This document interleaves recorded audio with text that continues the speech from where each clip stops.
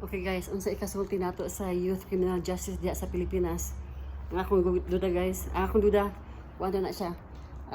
Kani siya nga bata, nindro ni siya sa kuan terorista. Gitrain ni siya maayo, kay ngano nagkadalaman og mga kuan, mga pusil. So gikan na siya ugang.